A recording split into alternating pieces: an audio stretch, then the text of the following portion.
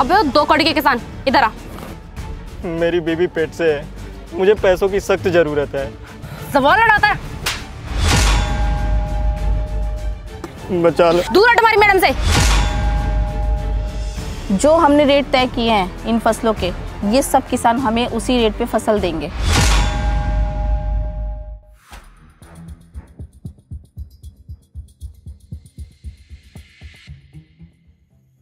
अरे सतीश, जी साहब। ले आए माल? जी जी। अच्छा, कितना लेके आए हो? 1 कट्टा इधर है, 2 कट्टे उधर लगे पड़े हैं। रुको, प्याज का दाम देख करके बताता हूँ तुम्हें। जी। देखो भाई, 75 रुपये दाम चल रहा है प्याज का।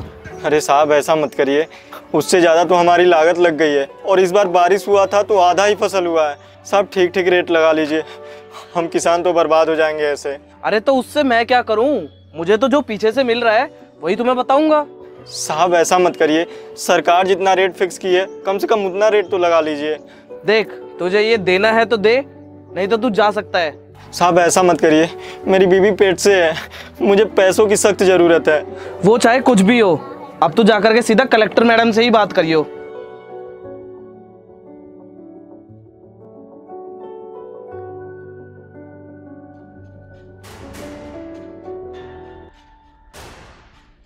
तो निशा, इस बार की फसल से हमें कितना मुनाफा है?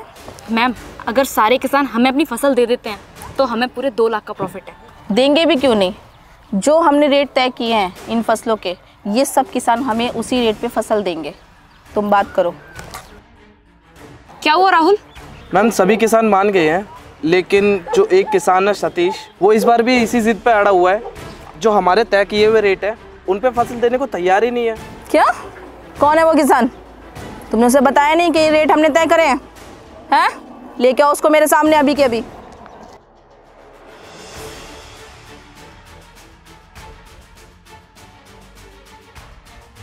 यही है वो किसान जो सारे किसानों को भड़का रहा है।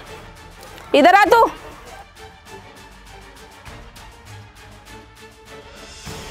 अबे 2 कौड़ी के किसान इधर आ। तेरी इतनी हिम्मत कि तू हमारी मैडम के तय किए रेट के खिलाफ जाएगा? मैडम हम कौन सा ज़्यादा पैसा मांग रहे हैं, हम तो बस अपने हक का मांग रहे हैं। सरकार जितना रेट निर्धारित की है बस वही तो मांग रहे हैं हम। मैडम अब आप ही बताइए, हम खेती कर रहे हैं, अगर हमारा प्रॉफिट नहीं होगा तो फिर खेती करने का फ़ायदा ही क्या हमारा? तेरे प्रॉफिट से हमें कोई मतलब नहीं है, समझा? तू क्या सोचता है कि तू अपनी फसल हमें ना देके कहीं और बेच देगा? तो तू गलत सोचता है, तेरी फसल कहीं नहीं बिकने वाली, समझा तू? मेरी बीवी पेट से है, मुझे पैसों की सख्त ज़रूरत है। तेरी बीवी प्रेग्नेंट है तो इसमें हम क्या करें? जब बच्चे पाले नहीं जाते तो फिर पैदा ही क्यों करते हो? मैडम ये तो सरासर बदतमीजी है ना। सवाल लड़ाता है। मैडम आप तो हम पे रहम करिए, मुझे पैसों की सख्त ज़रूरत है, मेरी बीवी पेट से है। मैडम अब आप ही बचा लीजिए, हम बर्बाद हो जाएंगे, हमें बचा लीजिए मैडम, बचा लो। दूर हट हमारी मैडम से। तेरी हिम्मत कैसे हमारी मैडम को टच करने की? रुको, ये क्या कर रहे हो तुम? ओ मिस्टर, तुम जो भी हो, तुम जानते नहीं हो कि कौन है। ये यहाँ के कलेक्टर हैं, तो बेहतर होगा कि हमारी मैडम के काम में टांग ना ही अड़ाओ तुम। गलती यही है कि ये कलेक्टर है, और तुम्हारी हिम्मत कैसे हुई किसान के ऊपर इस तरह से व्यवहार करने की? तो तू होता कौन है बोलने वाला बीच में? और मैं सरकार के द्वारा भेजा हुआ ऑडिट इंस्पेक्टर। और जो तुम जुल्म कर रहे हो इसकी शिकायतें मिल रही थी।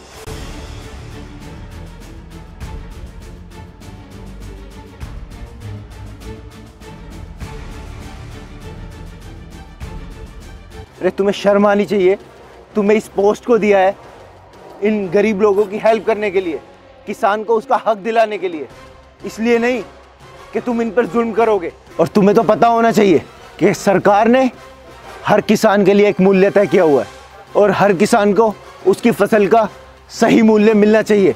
तुम जैसे ही लोग होते हैं कि हमारे देश के किसान तरक्की नहीं कर पाते, और उसे लगता है कि इस भ्रष्ट प्रशासन से लड़ने से अच्छा है वो आत्मदाह कर ले। I am so sorry sir, सब मुझे माफ़ कर दो, मुझसे बहुत बड़ी गलती होगी। मुझे इन किसानों के साथ ऐसा बिहेव नहीं करना चाहिए था। सर एक लास्ट चांस दे दीजिए। माफ़ी? तुम जैसे अधिकारियों को तुम्हें इसकी कड़ी से कड़ी सजा मैं दिलवा कर रहूँगा। चलो यहाँ से।